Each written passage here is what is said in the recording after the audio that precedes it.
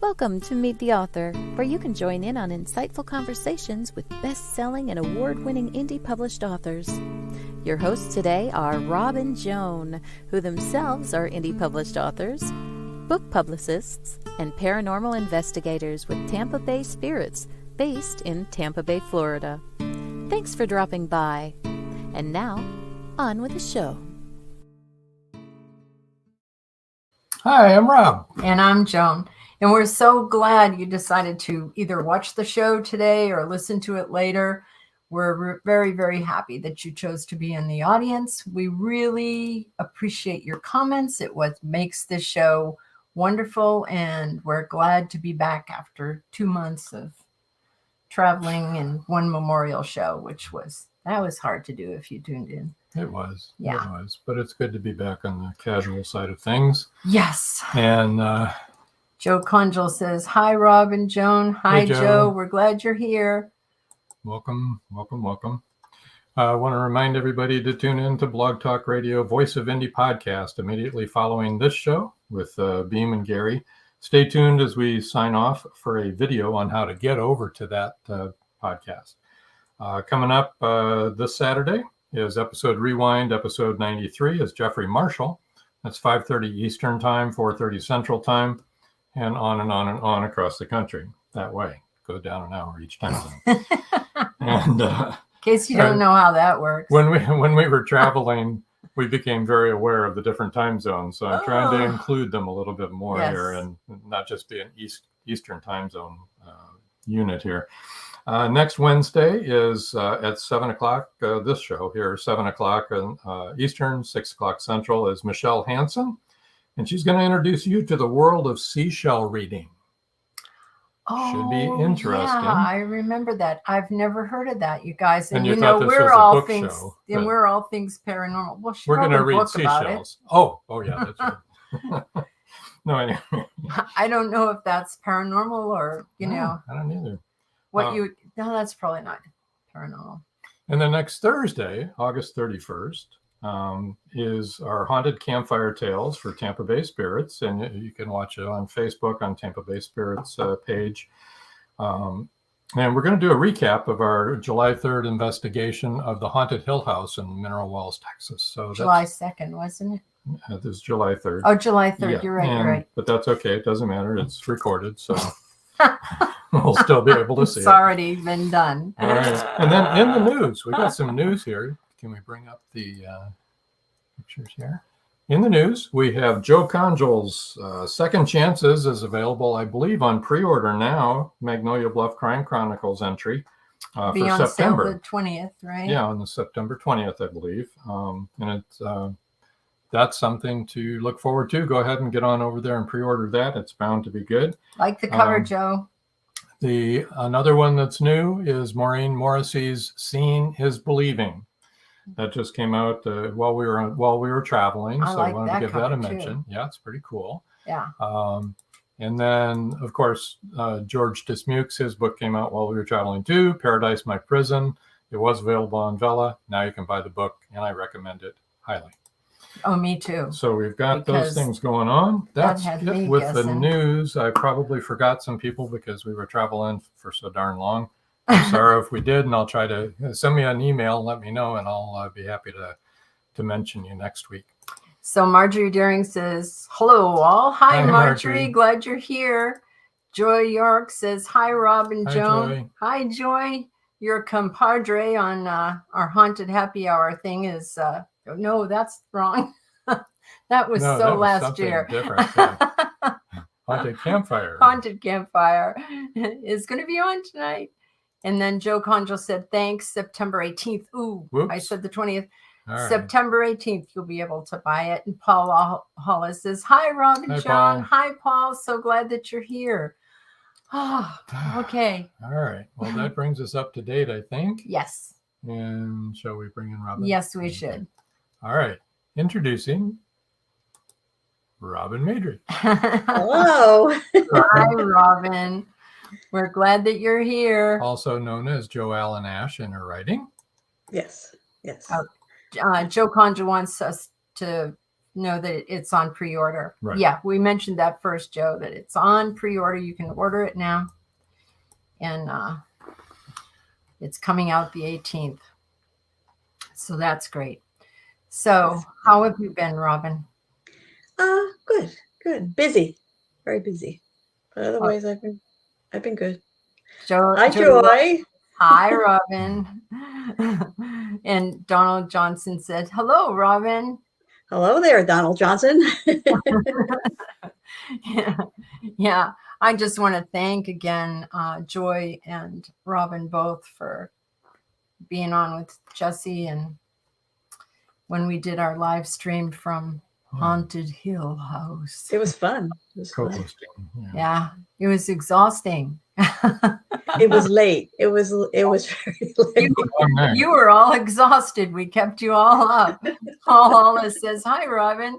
Hi, Paul. We were there another 2 hours trying to put everything Oh, away. my gosh. Yeah, we had to take down all the equipment that we put up before we went on the air. So we'd been there forever. Joy York said it was fun. Yeah, it was fun for us, too. I mean, maybe not the most active place we've ever been, to be honest. A little bit disappointed in our flashlight session. Usually they're much longer than that. Usually we can't get them to shut up. They keep talking. But she didn't have a lot to say. I think there was something there that was preventing her from speaking, if you want to know the truth. I have a new appreciation for people like the ghost hunters and all the work that they did, especially in the early years of all the equipment they put out and had to put back, and all the going through all the evidence and everything they had. Hats off to you guys. I don't think we could do it. They now have a team in a whole week. Yeah, they've got everybody doing all the the work for them. So we didn't have a team. It was just us. They still work. Well, we had a team at home. You guys. Joy York says we got to enjoy it, not have to take down equipment. Right. Or it up. That's true. It was a lot of fun. So tune in a week from Thursday, because we'll show a lot of clips from we'll do clips and talk about it, and you can ask us questions and show you what evidence we did get. Joe Conjal said, I loved it. We still need to get out your way, because I bet we can find, well, I know that you've said we can find something haunted out there, Joe. So at NASCAR. We love to do that. One of our friends in Tennessee texted us the other day and said, this is what happened. So at his house, and I sent him a little emoji of a ghost. Ooh, 'cause there's definitely something going on there. Joe Conjal said, Jess did a nice job explaining things. Yes, she did, Joe. Yeah, she did. She did. Really likes people to be educated, and doesn't like all the hype that surrounds a lot of the shows that are on TV that detracts from people really trying to investigate and see exactly what's going on. Like I said to you, Robin, in the pre-show here, I want to know what's happening. What's doing that? Like when I came running in yelling, the REM pod's going off, the REM pod's going off. And it was just a temperature change. So it was nothing. The room got a little hotter, and it was very hot. As we all know, we're in the middle of a heat wave. So the temperature went up in that room. Not at all exciting. Well, enough about that. Let's talk about your books and all the things that you would like to speak about. Yeah, well, the third book came out last month, and that's it right there. There's no glare on that one. So I was going to read from it. And I also wanted to explain after that about some upcoming news for the series. Okay. So, did you want to read from this one or your first one? No, I'll read from that one. All right. That sounds really good. Okay. Of course. And there's no real spoilers or anything. So anybody who hasn't gotten this far isn't going to be like wanting to smack me or anything. Okay. Should I start now? Yes. Sure. Go right ahead. Oh, wait a minute. We had this discussion in the pre-show too. Yes. Glasses. On with the glasses. Safety glasses. Yes. In case you get reading so fast. Well, that looks good. You look good in glasses. The paint is not set on fire. I think I look a little like Diane Keaton in my glasses. Oh, that's a good thing to look like. She's one of my Yeah, faves. I do like her. I do like Oh, me too. her. Okay, here we go. Chapter 1, Grace. War had spread across the provinces and we were being hunted down. This fact could not be denied. Yet, in the precise moment a projectile flew straight at me, my thoughts went from the vast array of dangers to something more imminent. Something which, despite my warrior's reflexes, I found myself unable to avoid. Ow! I glared at Wren and wiped icy wet splatter from my cheek, rubbed the stinging tattooed flesh where the thing he dubbed a snowball had struck me. The midnight blue warrior's mark provided a good target for him, a place easy to pick out through the spiraling white flakes, easy to hit with the rough sphere. He had lobbed one already at everyone else, except Risa, of course. I knew he did not dare. Before I could say anything to him, another ball whizzed past my head, coming from behind me. It struck him square in the nose. He danced back, howling, his hands clapped to his face. After that, Wren's pranks degenerated into an all-out battle among the boys and Hannah. Karina, Risa, and I wisely stepped from harm's way. Karina, with her island heritage, felt the wicked cold more than the rest of us. For the first time since meeting her nearly white flesh showed a little color, but not in a good way. Suffused with blood in a reaction to the frigid temperatures, any skin not covered seemed shaded in an odd purple like misted paint. Fortunately, not much remained exposed. The night before last, we had cut up our blankets to wrap around our heads, our faces, our hands, to shove piecemeal inside our clothes and tuck around our feet inside our boots. We weren't going to use them again for sleeping. They did not provide enough warmth for that. Better to use them where they could do the most good. Born and raised in the desert provinces, I ran a close second reaction to the cold air and spinning snowflakes. Wren and Hannah were the only two who had ever seen this frozen precipitation, which made sense given where they came from. Duncan, Micah, and Risa were from Riley, the gambling moon, where, according to Duncan, only one season existed. I could not imagine such a thing. I liked the changing seasons, albeit changes far less drastic than what we had started experiencing here. Duncan performed an odd little twirl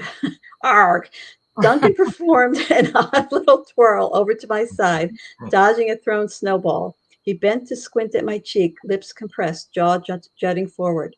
All right there, Grace? Yes, I said, and shoved him away before a flung ice ball could miss him and strike me instead. Are you really all right? Karina asked. I nodded. She had not been referring to the snowball, I knew. Karina glanced at me again and away. At some point, you're going to have to tell them.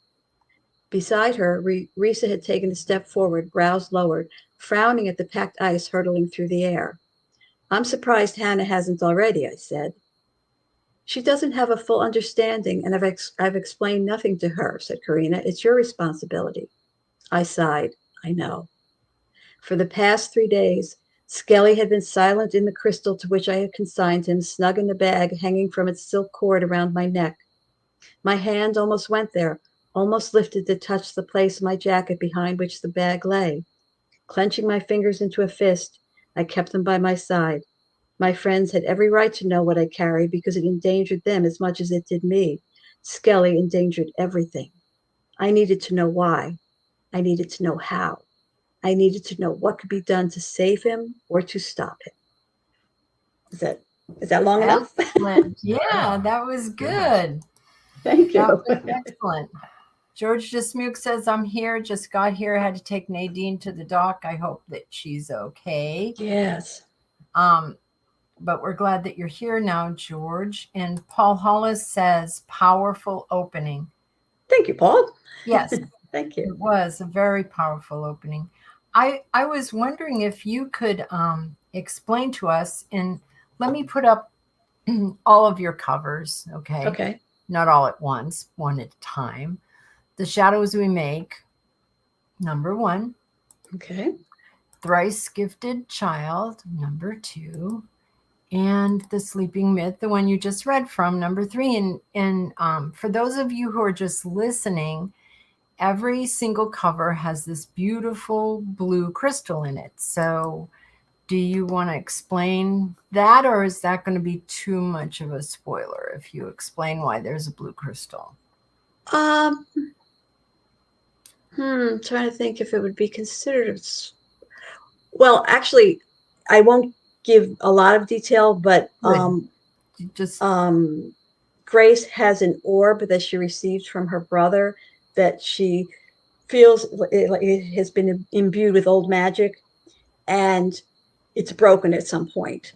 And those crystals end up being a very important part of the story in various locations. So that would happen in book number 1, The Shadows We Make. Okay. And it carries through all of them. And your target audience is young adult, but is it available for everybody? I mean, would everybody enjoy it? Yes. So far, everybody, a young adult or adult, yes. I mean, I like The Hunger Games, which is considered young adult. That's I like right.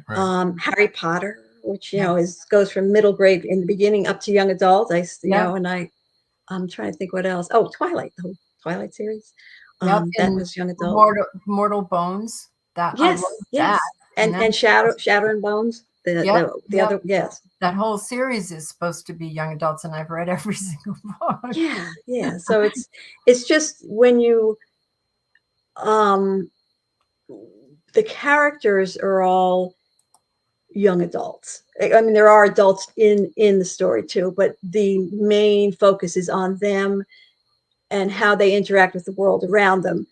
And even though there is some interference based on the adults around them, it's the story of them and how they cope and how they move forward and the different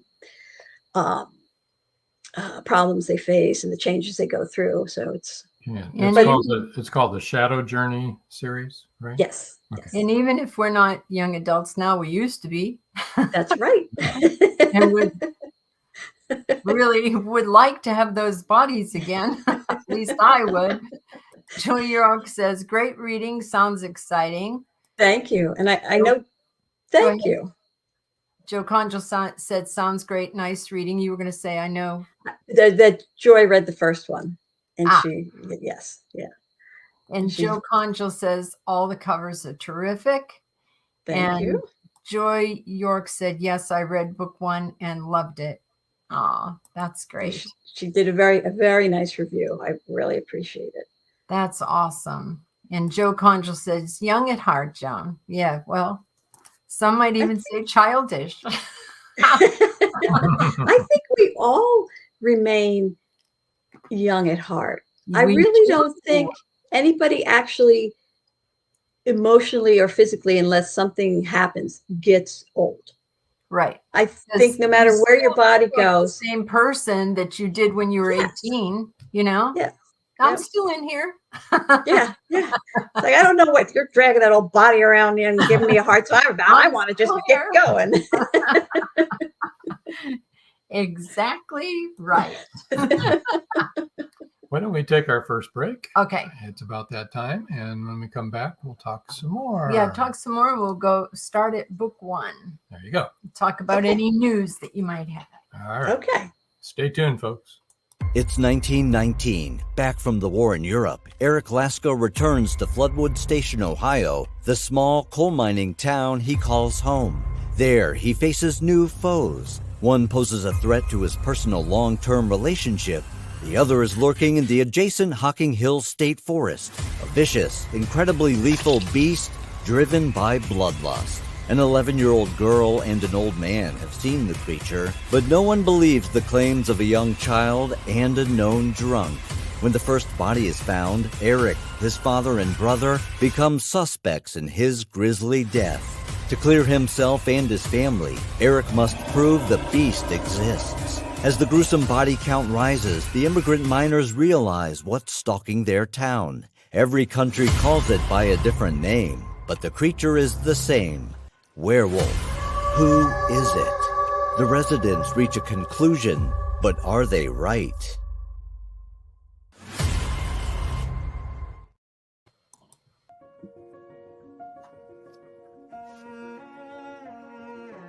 Mystery hovers in the Magnolia Bluff Public Library. it has nothing to do with the hundreds of suspense novels on its shelves. Caroline McCluskey is the librarian. She finds a crimson hat and a black and white poodle puppy. They belong to Esther Williams. Esther is missing. The police can't find her. Neither can the FBI. Esther's only hope is a ring of 3 women investigators who form the Round Table. The Round Table has already solved one mystery in town, but this time, a woman's life is at stake. The Doggone Diamond Dilemma is now available on Amazon.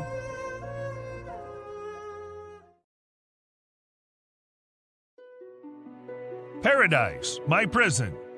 Charlie Flint awakens from a deep sleep and finds himself alone on a tropical beach surrounded by a palm tree jungle and exotic animals. He cannot remember who he is or anything about his life. First, he must find food and build shelter and protect himself from hidden dangers. As his memory gradually returns, it reveals what a very flawed person he is. A man who made too many mistakes, made too many enemies. The implications of the truth are staggering. How did Charlie get there? And will he save himself? Paradise, My Prison is the riveting new suspense thriller from retired Hollywood scriptwriter George Dismukes. Paradise, My Prison by George Dismukes is available in jacketed hardcover, softcover, and all ebook formats worldwide.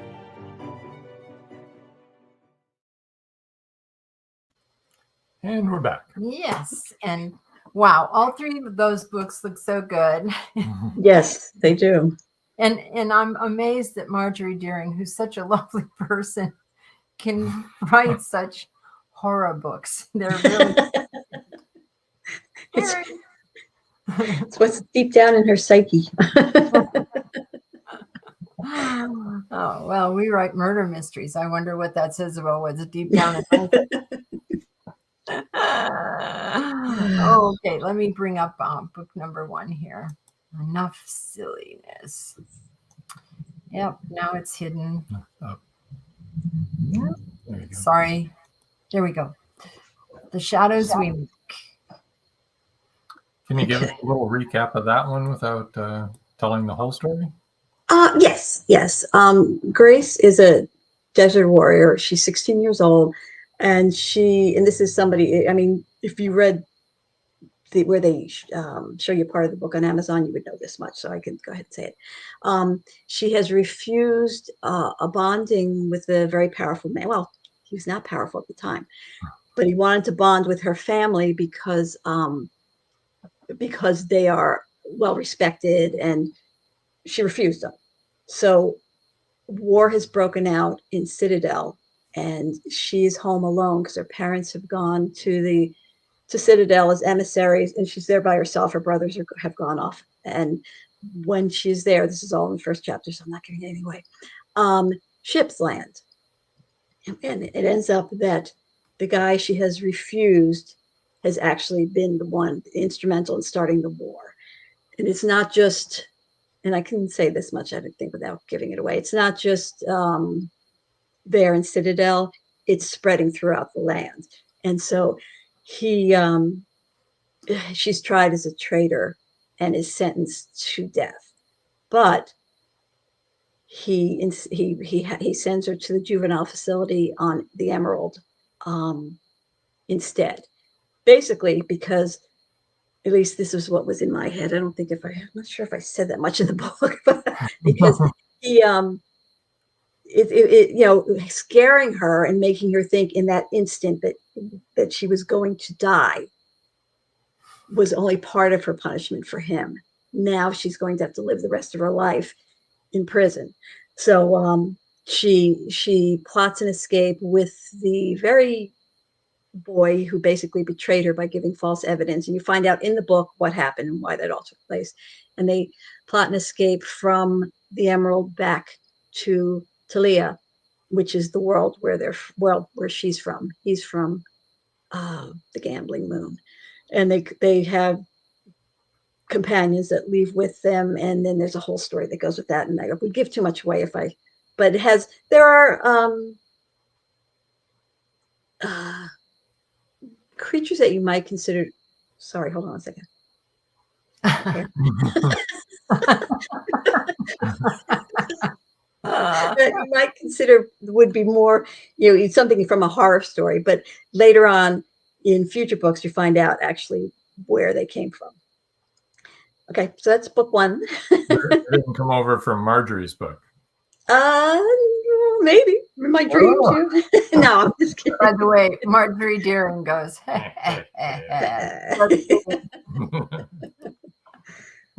Oh my goodness. And are you planning on doing anything new with any of your books, or? Yes, actually, with all of them, because when the last one is coming out next year. Originally I was thinking January, but it's actually been delayed, so it probably will be March. But because that's the final, I'm going to release it in hardcover first and then trade paperback. So I decided, as previous to that, to release the other 3 in special edition hardcover books. And it ends up that young adults prefer hardcover. And which actually is good. To me, that's actually a good thing, because they I guess they prefer the whole experience of the physical holding the book in their hands. But so these hardcover books are also illustrated by me, not like graphic novels, but they have illustrations in them. The covers to the hardcovers are going to be different than the paperback.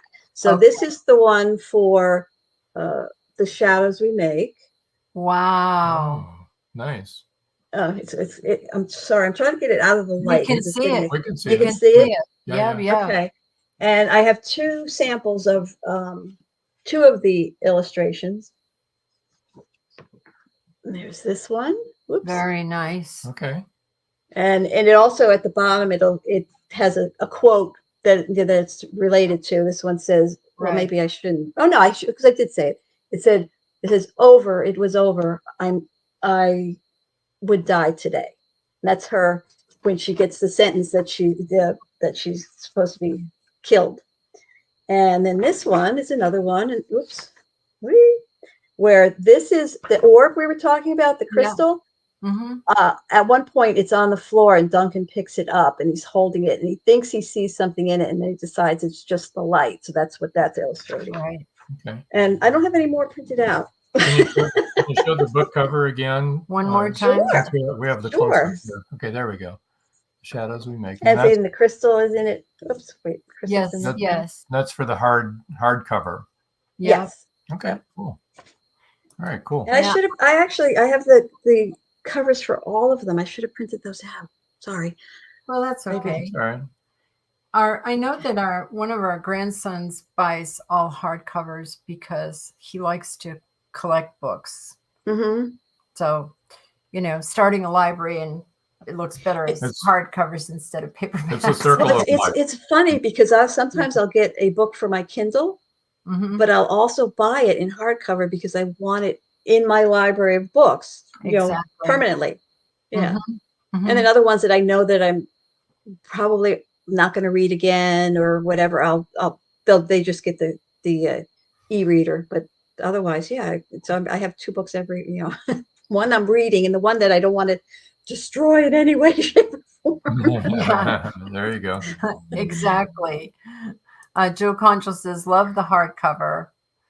And Thank Joy you. York says, I love that Grace and other female characters are strong. They act as equals. Yeah, that was very important to me because I'm not a tall person. So besides being female, I'm also not very big.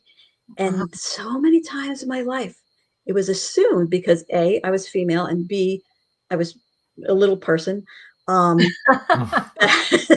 I had no strength, that I had no, and so I was always standing up for myself. I mean, from the time when I started the 7th grade, I was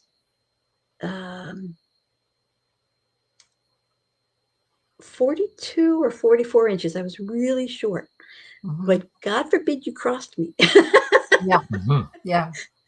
And then I grew in the 7th grade to, I don't know, 4'8", I guess. So I must have been 42 because I remember it was quite a few inches and it was very painful because my legs were killing me. And then I only grew another, I don't know, few inches. I'm only 5 foot, half an inch right now, but I always thought my license says 5'1" because I'm like, yeah.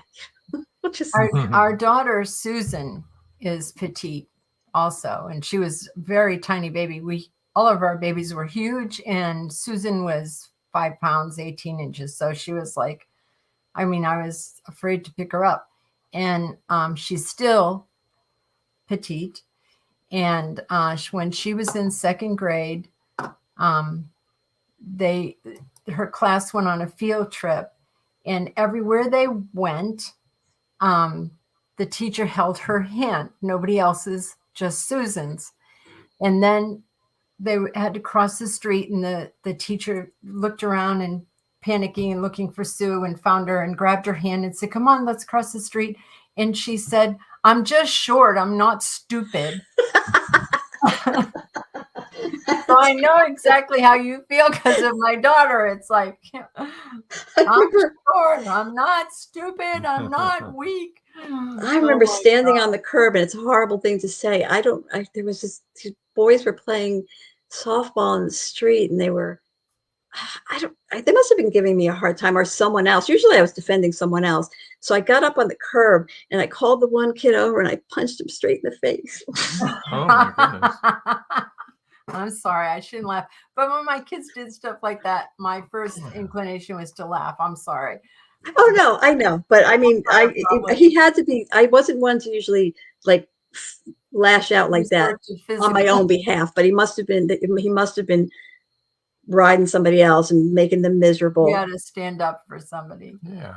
And Joe Conchel says, "Don't feel bad, Robin. I'm the height of the average female, LOL." What is the height of the average female, Joe? 5'6".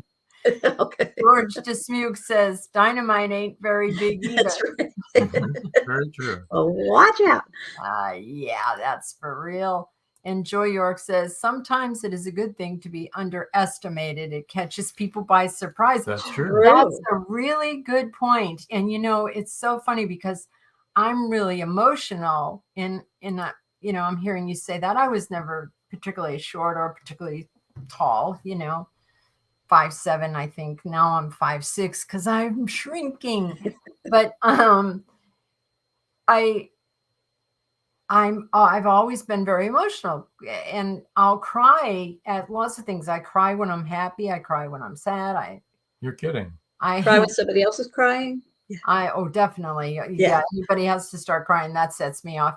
But I cry when I'm angry, and people would take it as a weakness, And I'm thinking, oh, if you only knew you are this close to having your head knocked right off your neck. Oh, Donald Johnson looked it up. He said average height in U.S. for women is 5 feet 4 inches. Oh, thanks, okay. Google. Thanks, Donald. All right. Thanks, Donald. It was like 5'6". I thought I was average, but I guess not. Gee, you're tall for a woman. Yeah, I'm above average. Yeah. Yay. What was I going to say? We don't know. I don't know. I was going to say something probably along the lines of, wanting to beat men up. No, I'm just kidding. No, just kidding. Sorry. I take that back. Maybe this would be a good time to break for a commercial, our last set of commercials here. And then when we come back, we'll tell people where to find you and about what you got coming up. Oh, wait a minute. Okay. So, Donald, when we come back, we'll discuss this. He has a question. So what do we have to look forward to in the last book? We'll talk about that when we get back. Okay? Right now, we'll take a quick commercial break and hear a word from our sponsors. Stay tuned, all. The clock is ticking. Can Gracie uncover the truth? Philip Pliant is the wealthy opportunist plastics dealer and CEO of Pliant Industries. He's also a master thief, creating a pervasive threat to the manufacturing infrastructure in the Caribbean islands markets. With the cartel as his stealth client, the naive city leaders have been seduced, enabling the production of more than three-dimensional building materials. The expected profits are monstrous. Is the art group, now led by Gracie and the family heirs, strong enough to win against this predator? Can JJ's cats act on the root cause analysis in time? Will Gracie be able to squash Pliant and the cartels? Gracie never considered their lives would hang in the balance. The clock is ticking. 5, 4, 3.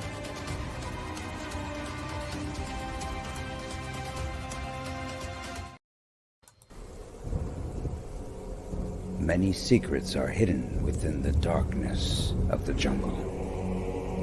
Behold, this one about a man, a woman, a black jaguar, and an ancient Maya legend. Two Faces of the Jaguar is a novel by George Dismukes that will take you deep into the jungle and capture your imagination until the last word. Two Faces of the Jaguar is book one of a trilogy. Two Faces of the Jaguar, where only the adventurous dare to read. Two Faces of the Jaguar, The Lost City, and The Jaguar's Quest are available on Amazon.com, Barnes & Noble, and many other bookseller websites. Two Faces of the Jaguar, the book people are talking about. Get your copy today.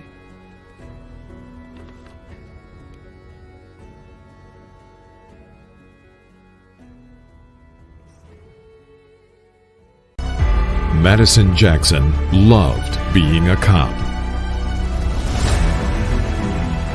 A young girl is raped and murdered near Burnett Reservoir. Madison vows to get justice for the child. Madison travels to the heart of Mexican cartel country. She is kidnapped, tortured. Will Madison ever make it home?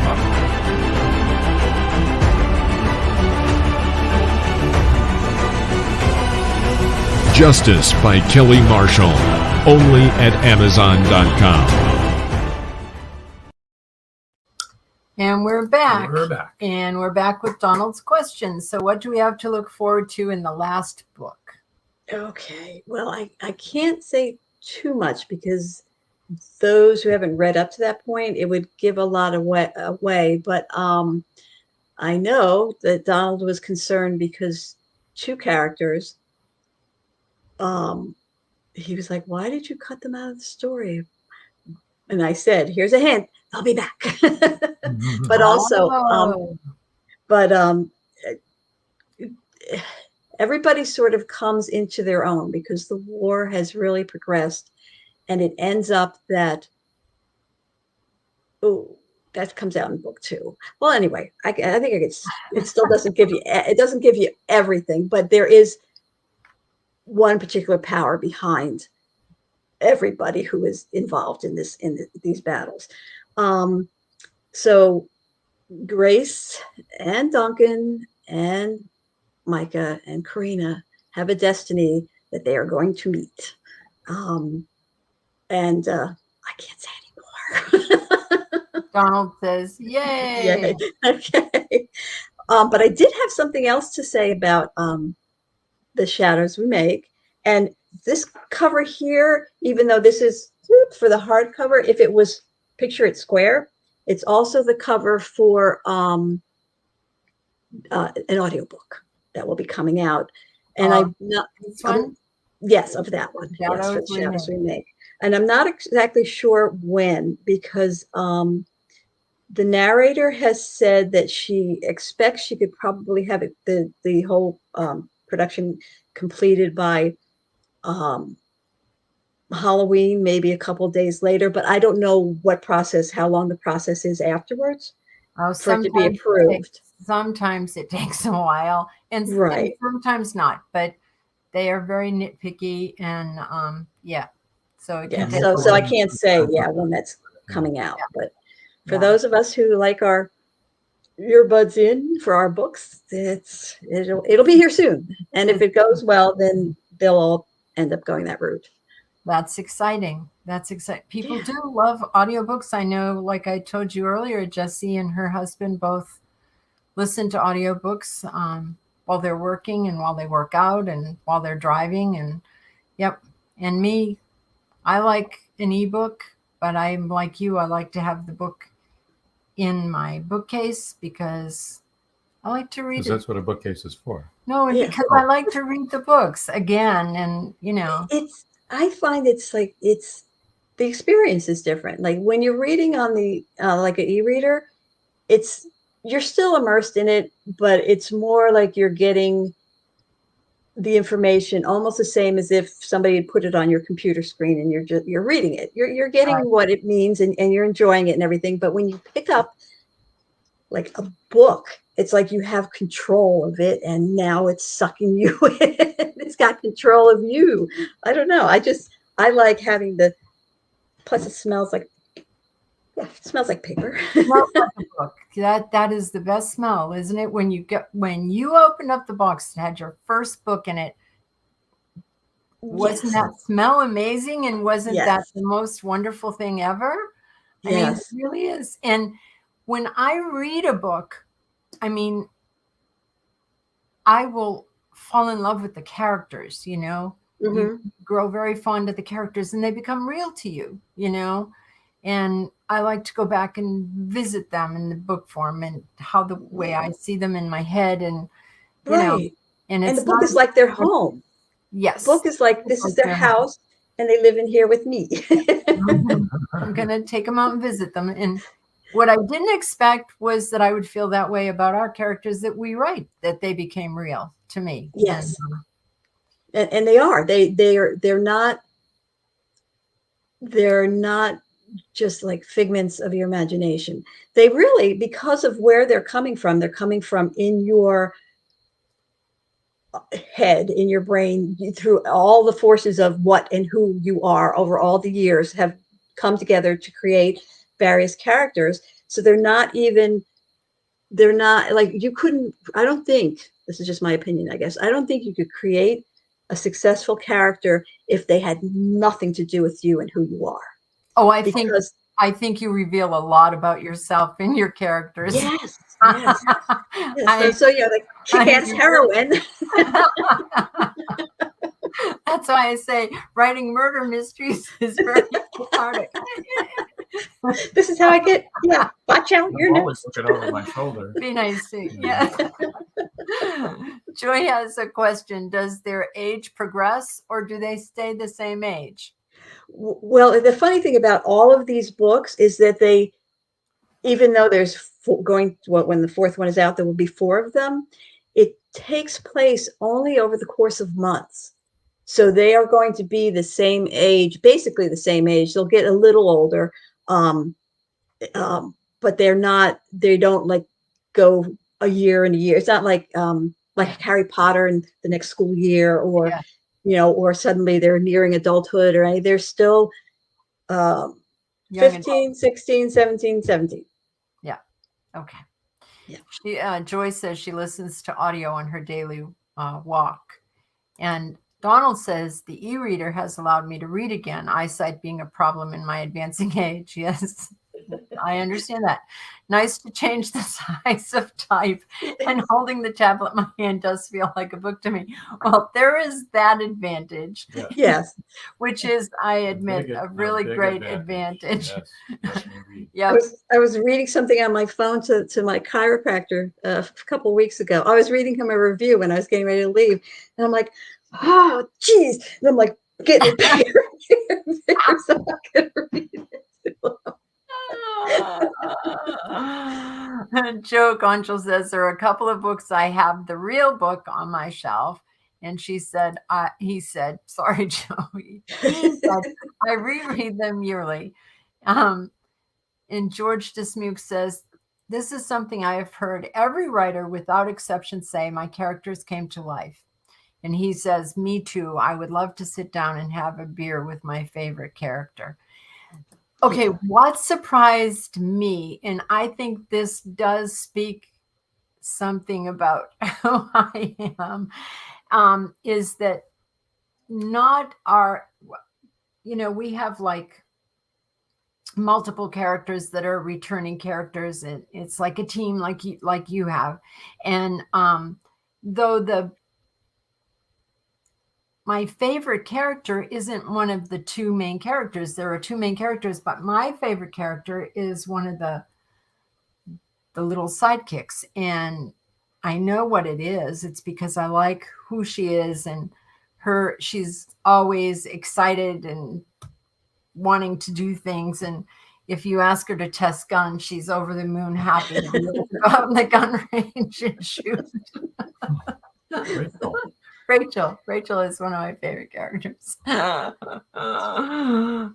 boy, that's crazy. But yeah, so I hear what you're saying, George, and you too, and every author that's listening. We all, I'm sure that's true. We have favorite characters. And you know what it makes me think of?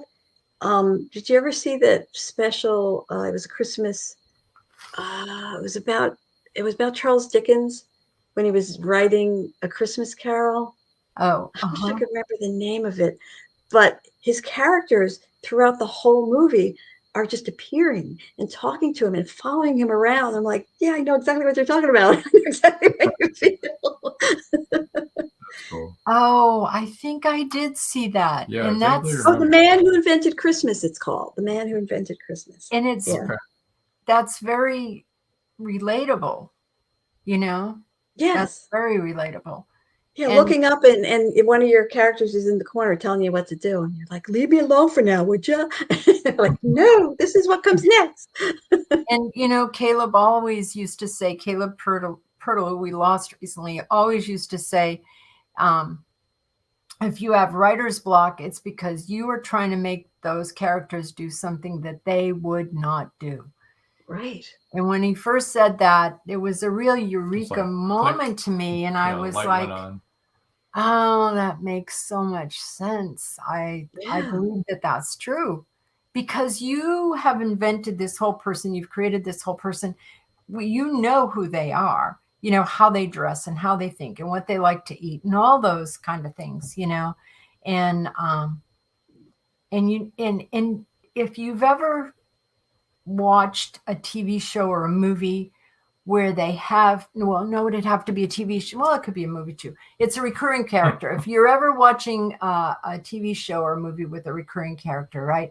And then they have that character do something that is out of character for them, it takes you right out of the show. Right out of it. Yes. Right out of the story. And you know, you're now saying to your, well, for me, I'm now saying to Rob, they wouldn't do that. They wouldn't say that. That's stupid. You know, I'm yelling that at the TV because I'm usually watching it by myself. I'm like, that was stupid. Why did you do that? And it is. It's really bad. You need to keep your characters in character. I think probably it's because there are multiple writers and stuff like that for movies and TVs, and so that happens. Especially TV series, because there's not always the same writer for each show. No, there is not. And so then, you know, they have a Bible that they have to go by, but sometimes they have character flaws in them where it's like, that is not how they would react. And you know how that person would react. So George knows how that goes because he used to write characters for Gunsmoke. Yep. Oh, neat. He was Festus. So if you love Festus, you love George. Yeah. Everybody loved Festus. So he knows how to keep a character in character and real. real. And you'll find too in this a series, like later on after something like that happens, the next writer is trying to pull them back to where they're supposed to be. Exactly right. Yeah, exactly right. And I think sometimes that can be the death of a series. Yeah. If you go too far. People lose interest. Yeah. They do. So we've got to be careful when we're writing a series of books. I have a question. So now this next book, you said the one that's coming out maybe in March, that it's the last one. Do you have another series planned? Do you have something else cooking up here? Somebody else talking to you saying, here I am. It's funny. I have a series. Well, I have two in my head. Okay. One is something I'd have to get back to. My youngest son and I hashed through this entire series of, I don't know, like 12 years ago. And I started writing it. And it's more of a middle grade rather than young adult. And I would really like to go back and work on it. And the other one, because I am enamored of King Arthur and everything in that whole realm, but it's not a series. It's just a very probably long standalone book about Elaine of Corbin. And I would like to also get back to that and finish that, because I did start that. And back when I was in a writer's group, everybody was reading their stories. I don't know if you noticed how I stumbled. I used to not be able to read at all. So one of the other writers read mine for me. It was like the first chapter, and everybody was like quiet afterwards. And I'm like, was it that bad? No, it's that good. Yeah, based on what they said afterwards. Yes. Yeah. So I really need to get back to that, because that's something that's been traveling around in my heart probably since I was 12 years old, the story that I want to write. So I really not getting any younger. So I really should get it done. But you did good on your reading tonight, I thought. Yeah. Well, I you did real well. I practiced several times. Do you have a working title, or did I already ask you this? No, you didn't. The fourth book is called, and it's funny because it's The Shadows We Make, The Thrice-Gifted Child, The Sleeping Myth, but the fourth one is In Darkness We Break. Oh, okay. So it's a different title, but that's because it's... But it rhymes. Yes. Yes, it does. Okay, Joe. It has the same cadence. So the big question, Robin, plotter or pantser? Okay. Well, when I wrote a series for Kensington, I had to outline it because I had a relatively short period of time to complete it, and they wanted to see an outline, I guess, to make sure I was going to, before the contract was signed, then, they didn't make sure I was going to be able to complete it. And so, but that is the only book I have ever plotted out. I fly by the seat of my pants. Yeah. All the time. Yeah. How else can those characters tell you what they want to do? Right. Because otherwise they're like, oh, lady, what is wrong with you? Why are you trying to squeeze me into that little box? That's not where I belong. Rachel would be like, I want to shoot my gun. Well, could Rachel ever get her own story? No. She'll always be part of the ensemble. No, we're really invested in our two main characters. Okay. I like that. I'm just curious. They wouldn't like it. Yeah, they'd be like, hey, we're the ones that are up on top. She's just a sidekick. Yeah. You've heard of a writer's strike? We'd have a character strike. Yeah. That's right. See the little signs dancing through your head. You know what we haven't done, Robin? I haven't put up all of your information for everybody. Oh, great. Okay, so here's the YA website. It's joallennash.com, and that's JoAllenAsh. And Facebook, you can reach her at Jo Allen Ash, same spelling, oddly enough. Instagram is Robin_Maderich_writes, and that's ROBIN_MADERICHWRITES. And this is for all of you people who are listening to the podcast and can't read what is on the screen here. And her blog is robinmaderich.blog. And she's also on TikTok at Jo Allen Ash YA author. So we were saying this looks like a very odd word, but it's actually JOALLENASHYAAUTHOR. So that's where you can find her. And where can they find your books? Where can they buy your books?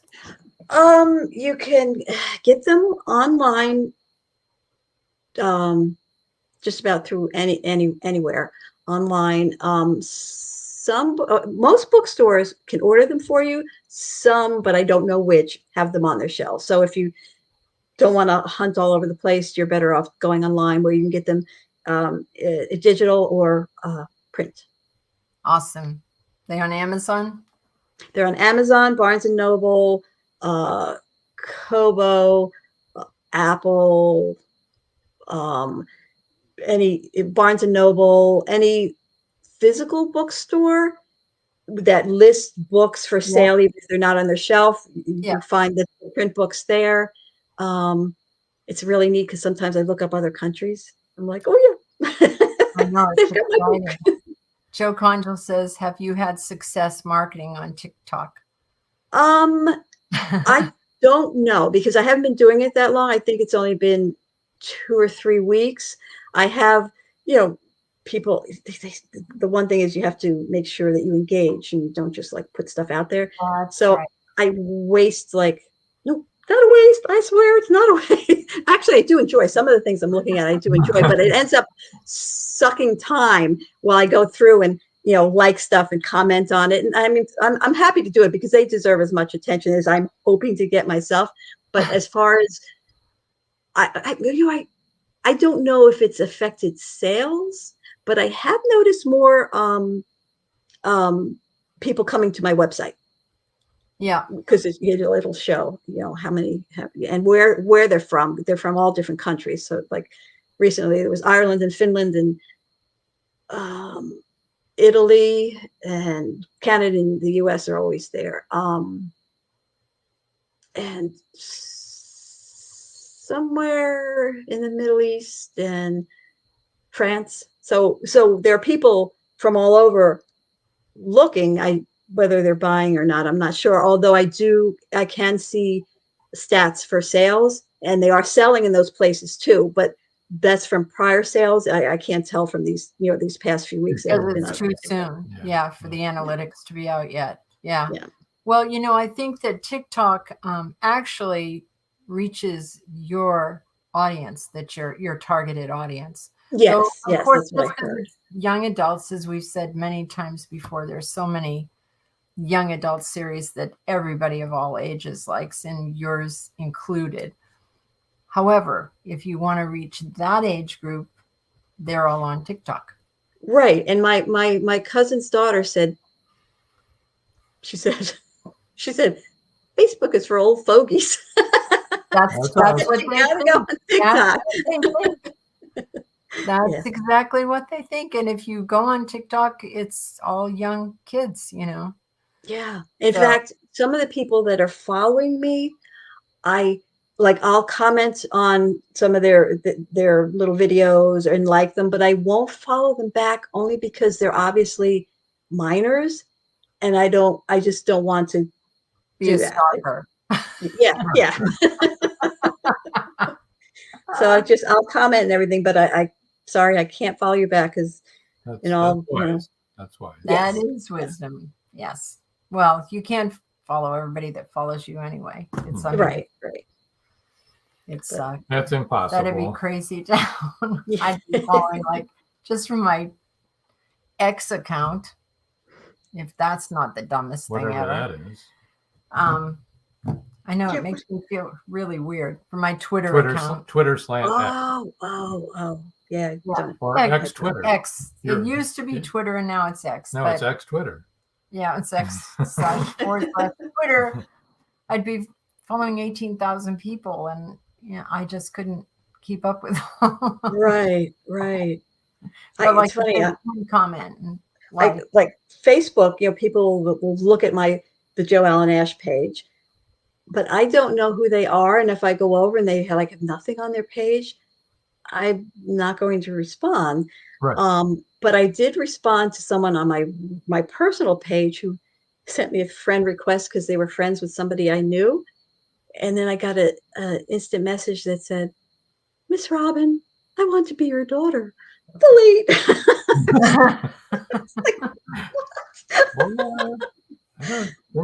So you have to be careful with that stuff too, I guess. Sure. Yeah. Oh my gosh. All sorts of strangeness. Okay. I want to be your daughter. I don't know why. Maybe explain it to me and I'll think about it. There you go. Maybe you should talk to my kids. Yeah. You could change your mind after that, believe me. Oh, this has been fun. Yeah, Robin, it's been great having you on. Is there anything else you would like to talk about?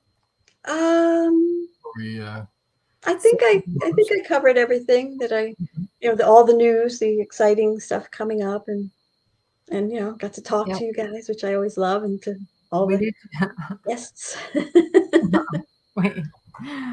Yes, well, we really love talking to you too. And without you and Joy, I think that our haunted, I'm going to say happy hour again. Why do I keep What is a haunted happy hour? It's a group that we belonged to for years, and made really good friends there. And it was like a lifesaver during COVID, during the lockdown, when none of us could go anywhere. Right. And, made some really, really good friends. And it was all people involved in the paranormal. And the girl that started it has a ghost tour. She owns a company that does ghost tours, and she has a shop now in her New Jersey, hometown in New Jersey. And we would just each one of us would do different topics that we wanted to talk about in the paranormal. Joe Con just said, great show tonight. Thanks, Robin. And of course, Robin Joan. Well, thank you, Joe. Thanks, Joe. And thanks for being here. I agreed. Thanks for being here.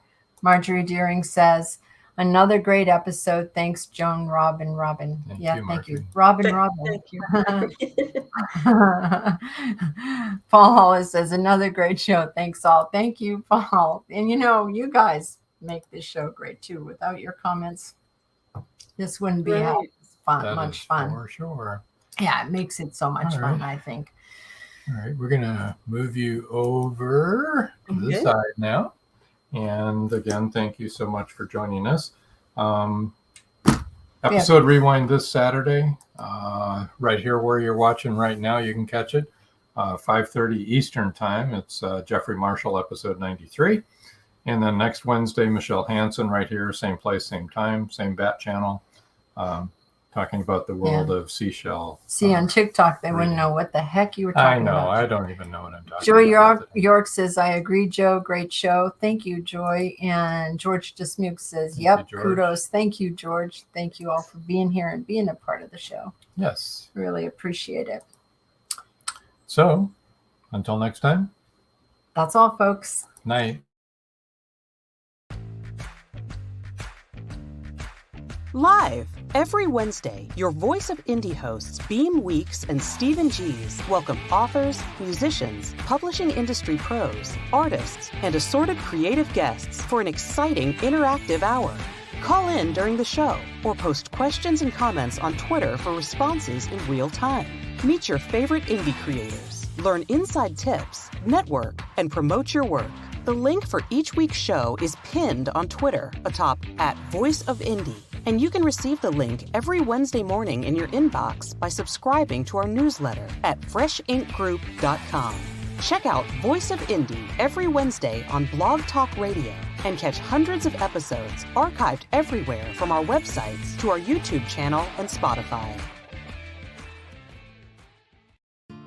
Thank you for joining us here on Meet the Author. Make sure you stay up to date with our show by clicking like, follow, and share.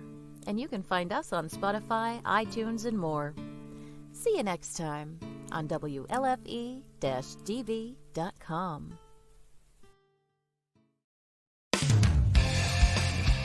You've been listening to WLFE-DB.com, where our shows are your shows.